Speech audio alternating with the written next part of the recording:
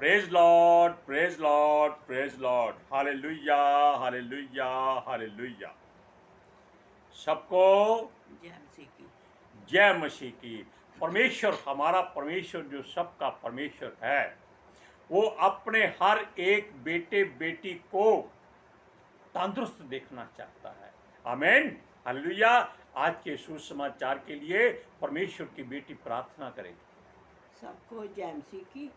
परमेश्वर आप सबके साथ है और आप सबसे बहुत प्रेम करता है। Hallelujah, hallelujah. महान परमेश्वर, सर्वशक्तिमान ईश्वर, जमीन आसमान के मालिक के खालिक, ਤੁਹਾਡਾ ਧੰਨਵਾਦ, ਤੁਹਾਡਾ ਸ਼ੁਕਰ ਕਰਦੇ स्वामी।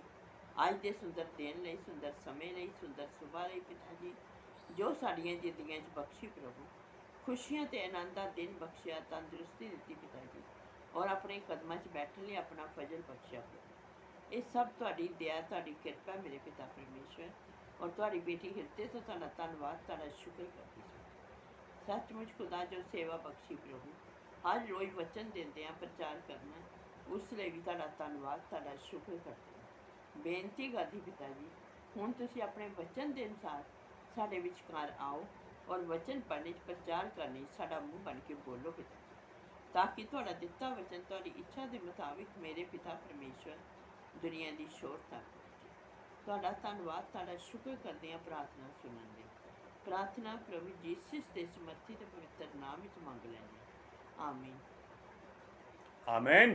Praise Lord.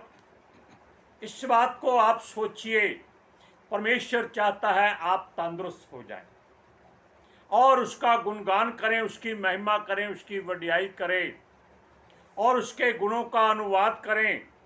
लेकिन कैसे करें? जब आपका मन प्रसन्न होगा तब ही आप ऐसी बातें करते हैं।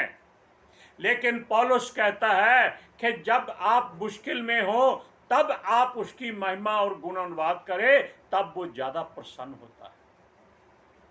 आप जानते हैं कि पौलुस और सिलास दोनों जेल में बंद थे। उनको बैंतों से मारा गया था, चमड़ी उधेड़ दी गई थी और रात को उनको काठ में ठोक कर दिया, यानी कि उसके पैरों को और उनकी गर्दन को लकड़ी के लट्ठों में जकड़ दिया गया था। लेकिन फिर भी उन्होंने, जब आधी रात को थोड़ी सी होश आई तो उन्होंने क्या कहा? यहोवा यहोवा यहोवा यहोवा यहोवा यहोवा यहोवा यहोवा। अब सुनिए, ऐसा करने से क्या हुआ? परमेश्वर के स्वर्गदूत आनंदित होकर उछलने लगे और जेल की दीवारें सारी थरथराने लगी, कांपने लगी, गेट खुल गए। अब देखिए कितना आनंद परमेश्वर को पहुंचा। हालेलुया। लेकिन आज हम उस बात को दोहराते हैं कि अगर आप अपनी गलतियों को, बुराइयों को, पापों को, गुनाहों को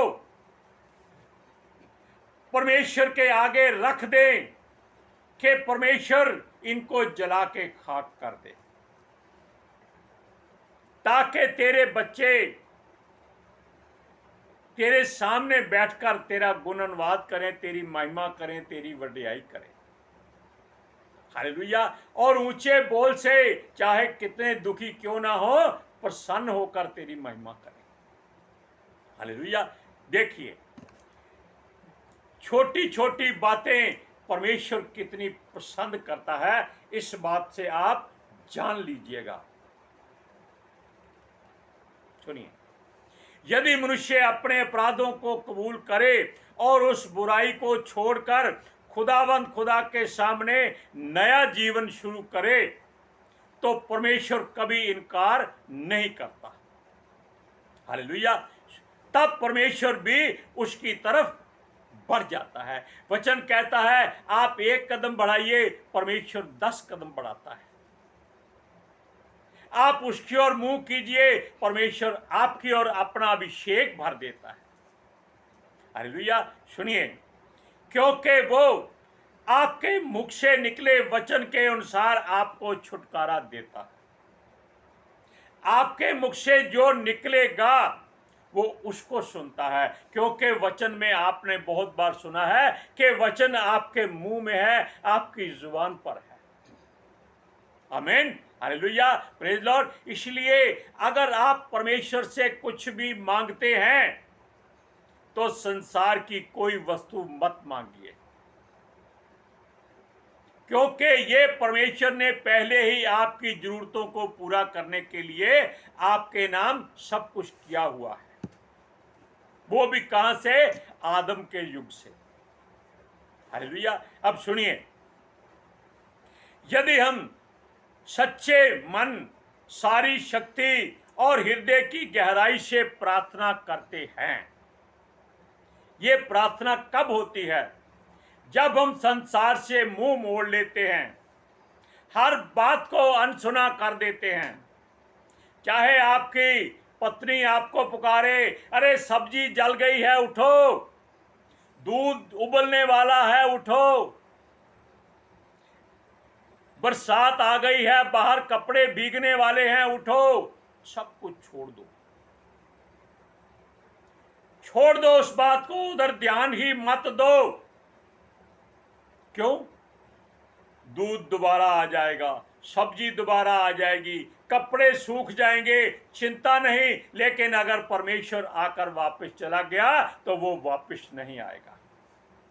हम आज फिर सूरज की बात करते हैं। सूरज कहता है कि एक बार प्रभु यीशु उसे कहते हैं कि बेटा उसकी बात सुन। तो सूरज ने क्या कहा कि प्रभु जी 2 मिनट और, मैं वचन लिख लूं। प्रभु जी 2 मिनट और। प्रभु कहता है सूरज मेरी ओर ध्यान दे। प्रभु जी सिर्फ 5 मिनट और, बस वचन पूरा हो गया। और जब वचन पूरा हो गया, 5, 15, 20 मिनट लग गए तो उठकर देखा कि प्रभु चले गए हैं। उससे क्या हुआ? उसका अनुग्रह छूट गया। कितनी बड़ी बात है। आप जानते हैं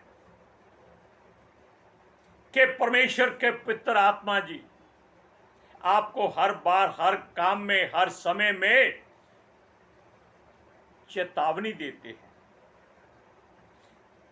कि भाई ये काम करने से पहले सोच लो, परमेश्वर देख रहा है, उसका आत्मा सुन रहा है, उसके स्वर्गदूत तुम्हारे चारों तरफ हैं। आप जानते हैं एक पास्टर बेनी हिन है जो संसार में प्रभु के बहुत प्रिय हैं। उन्होंने एक बार बताया कि उसके परिवार ने कहा कि आइए खाना लग गया है, खा लीजिए। ये बात भी सच्ची है। तब वो वचन लिखते लिखते उठकर खड़े हो गए तो पितर आत्मा जी ने उनका हाथ पकड़ लिया कि अभी थोड़ी देर और बैठ जा। अब बताइए कि पहल किसको देनी चाहिए?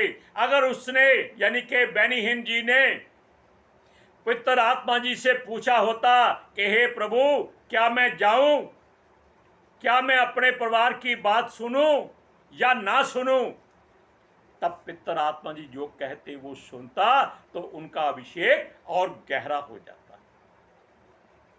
हालेलुया। अब देखिए, हम अपने वचनों को जो अपने मुख से निकालते हैं, अगर पहले सुन लें, फिर मन फिराएं और परमेश्वर को अपना सारा काम करने दें, तब हम परमेश्वर के हर तरह के अभिषेक से भरपूर हो जाते हैं। हम कुछ भी गुरेज ना करें, आगे बढ़ते रहें और किसी बात को करने से मना ना करें जो परमेश्वर कहता है। हालेलुया। सुनिए, क्योंकि वो हमसे पहले ही हमारे पास आकर परमेश्वर खड़ा हो जाता है ताकि वो हमारी बातों को सुने और हमको उसके मुताबिक अभिषेक से, अनुग्रह से, दया से, करुणा से भर दे। सुनिए, किसी बात में नुक्स ना निकालें, उसका धन्यवाद करते रहें कि प्रभु मैं बीमार हूं, इतने दिनों से, इतने महीनों से, इतने घंटों से मेरे घुटने काम नहीं करते, मुझे दर्द हमेशा रहता है। वो क्या कहता है कि मेरा फजल तेरे लिए काफी है। अब तब आप क्या कहेंगे? ओ मेरे पापों से मिली मुझे माफी है, तेरा फजल मेरे लिए काफी है। तब परमेश्वर प्रसन्न होकर आपको सारी बीमारी से आजाद कर देगा, छुटकारा दे देगा। हालेलुया। सुनिए, उसने अपने नबियों के द्वारा अपने पवित्र वचनों के अनुसार सोच सोच कर सब कुछ तैयार किया है, जिसको हम पवित्र शास्त्र कहते हैं, और अपनी सहमति अर्थात करुणा और दया से अभिषेक से बढ़कर हमें उसने प्रेम किया है। हालेलुया।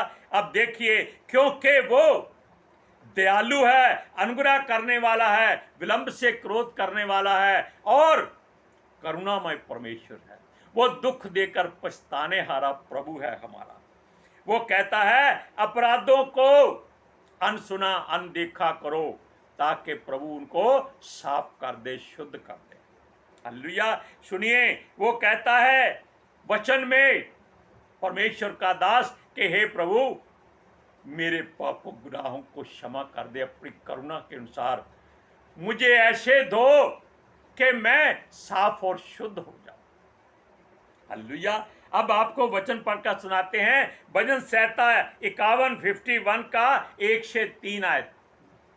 हे परमेश्वर, अपनी करुणा के अनुसार मुझ पर अनुग्रह कर, अपनी बड़ी दया के अनुसार मेरे अपराधों को मिटा दे। मुझे भली भांति धोकर मेरा अधर्म दूर कर और मेरा पाप छुड़ाकर मुझे शुद्ध कर। मैं तो अपने अपराधों को जानता हूँ और मेरा पाप निरंतर मेरी दृष्टि में रहता है। अपनी हर बात को उसके सामने अपनी जुबान से कबूल करो, डरते कांपते हुए नहीं, इस विश्वास से कि अगर हम अपने हृदय की बात परमेश्वर के सामने सच्चाई से कबूल करते हैं, तो परमेश्वर जो राह जीवन सच्चाई है हमें अपने सीने से लगा लेता है। हालेलुया। आपने वचन में सुना, वो कहता है हमें शुद्ध कर दे, धो करके साफ कर दे। क्या वो साबुन से धोता है? नहीं, वो अपने अभिषेक के, अपने अनुग्रह से और अपनी आग से आपको साफ और शुद्ध करता है। हालेलुया। अब सुनिए, अब हम जानते हैं कि पति पत्नी के मेल से गर्भ धारण होता है और कोई जरिया नहीं। लाख तरीके बन चुके हों, लेकिन जब तक परमेश्वर के दो जन मेल फीमेल आपस में ना जुड़े, संतान पैदा नहीं हो सकती। और सुनिए, दूसरी बात, जब मनुष्य पैदा होता है तो वो पाप के रास्ते से पैदा होता है, ये आप सब जानते हैं। और आजकल तो लोग चीर फाड़ करके अपने पेट को कटवा कर संतान पैदा करते हैं, और ये सबसे बड़ा गुनाह है, पाप है, अधर्म है, मूर्खता है। क्यों? डॉक्टर लोग केवल अपना धन कमाने के लिए, अपने खर्चे पूरे करने के लिए आपको वहम और डर में डाल देते हैं कि बच्चा टेढ़ा है, बच्चा उल्टा है, बच्चा सीधा है, ऑपरेशन के बिना नहीं हो सकता। छोड़ दीजिए, परमेश्वर से एक बार विनती, मिन्नत, फरियाद, दुआ कीजिए, परमेश्वर आपको नॉर्मल स्थिति में बच्चा देगा। हालेलुया। अब आप इन बात को सुनिए कि मनुष्य पर कभी मनुष्य घमंड ना करे, यानी कि एक दूसरे को अपने तुल्य जरूर जाने, लेकिन जो सृष्टि में पैदा हो चुका है वो मनुष्य मिट्टी का बना है। हालेलुया। इसलिए अपने जो मानवता की आज जो शैतान की चालें हैं, यानी कि इंसानों के लिए हैं, उन पर ध्यान मत दीजिए। परमेश्वर के वचन को सोचिए, देखिए, भालिए, परखिए, जांचिए कि परमेश्वर का वचन क्या कहता है। इधर उधर मत ताकिए, केवल अपने उस ईश्वर परमेश्वर जो सर्वशक्तिमान है, ऑलमाइटी गॉड है, उसकी ओर अपनी आंखें लगाए रखिए। ये पाप का सिलसिला, ये पाप में जन्म लेना, ये मनुष्यों का मेल जोल होना, ये परमेश्वर ने क्यों कहा था कि जाओ तुमने अब बुराई कर ली है, परमेश्वर का कहना नहीं माना, अपने ऐसे पापों से अपनी संतान पैदा करो। हालेलुया। सुनिए,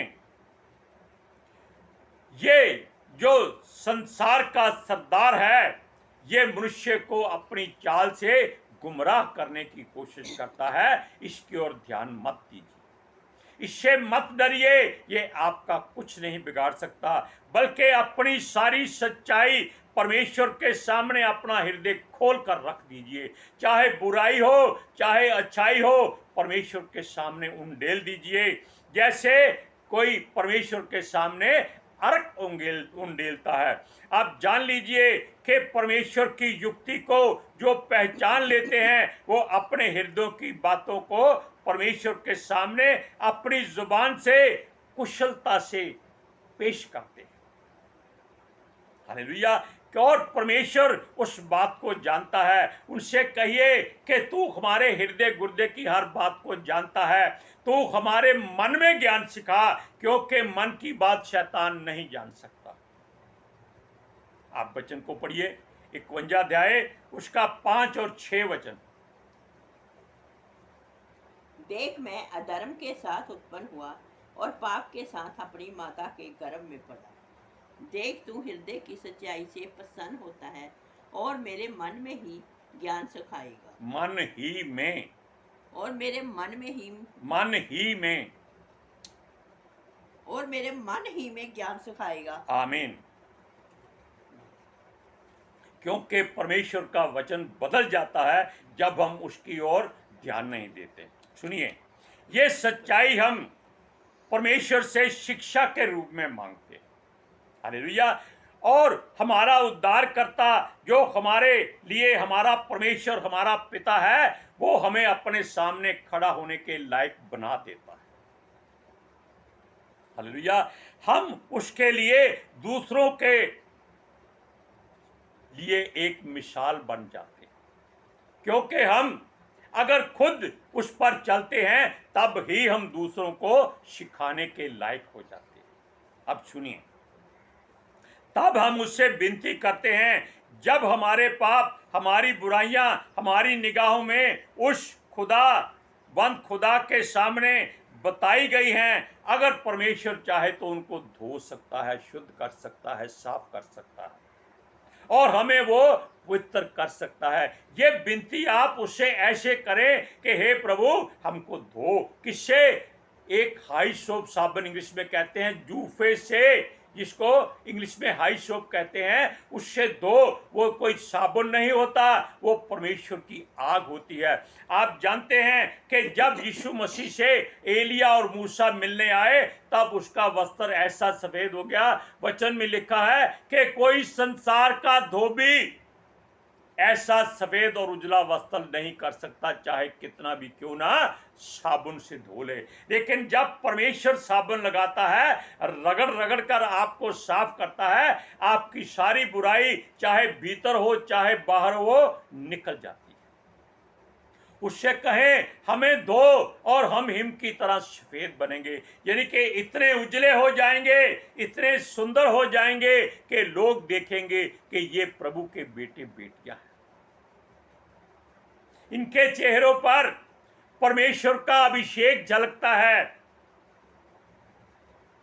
वो हमें कोई ना देखे, हमें कोई ना जाने, कोई ना पहचाने, वो हम में केवल यीशु मसीह को जाने। हम फिर बताते हैं कि सूरज ने ही ये बात कही थी, क्या? कि जब यीशु आए उससे पहले वो यीशु को देखे नहीं, आप में यीशु को देखे। Praise Lord, hallelujah. सुनिए, वो कहता है जब हम पवित्र परमेश्वर से पुकारते हैं कि आइए प्रभु हमें साफ शुद्ध कीजिए, हमें धो दीजिए, हमारी सारी बुराई की मैल उतार दीजिए, तब वो हमें चमकता और उज्जला कर देता है। हम अलग दिखाई देते हैं। क्यों? यीशु कहता है तुम जगत की ज्योति हो, और ज्योति कभी भी छुपाई नहीं जाती, वो हमेशा ऊंचाई पर ही रहती है, ताकि आने जाने वालों को रोशनी मिल सके। सुनिए, मनुष्य का हाथ हृदय शुद्ध और पवित्र और सुंदर बातों से सुसज्जित होना चाहिए। जैसा हमारा प्रभु परमेश्वर पाक, पवित्र और शुद्ध और सुंदर है, तब हम सब उसके जैसे हो जाएंगे। वो हमारे जैसा नहीं, हम उसके जैसे हो जाएंगे। आप वचन को पढ़िए, भजन संहिता 51 का 7वां और 7वां वचन। यूफा से मुझे शुद्ध कर, तो मैं पवित्र हो जाऊंगा। मुझे धो और मैं हिम से भी अधिक श्वेत बनूंगा। अब हम एक वचन और पढ़कर सुनाते हैं। अगर आप महसूस करते हैं आपके शरीर में बीमारी बढ़ गई है, तब उससे मिन्नत करें कि हे प्रभु, हे परमेश्वर, हे हमारे मुक्तिदाता, सुन, हम चाहते हैं कि हमें उस आनंद से भर। वो आनंद तेरा हमारे भीतर जब आएगा, जो हड्डियां तेरी वजह से टूट गई हैं, हड्डियां नहीं टूटती, लेकिन उसको बताना है कि हमारे अंदर दुख बहुत है, वो दुख क्या हो जाएगा?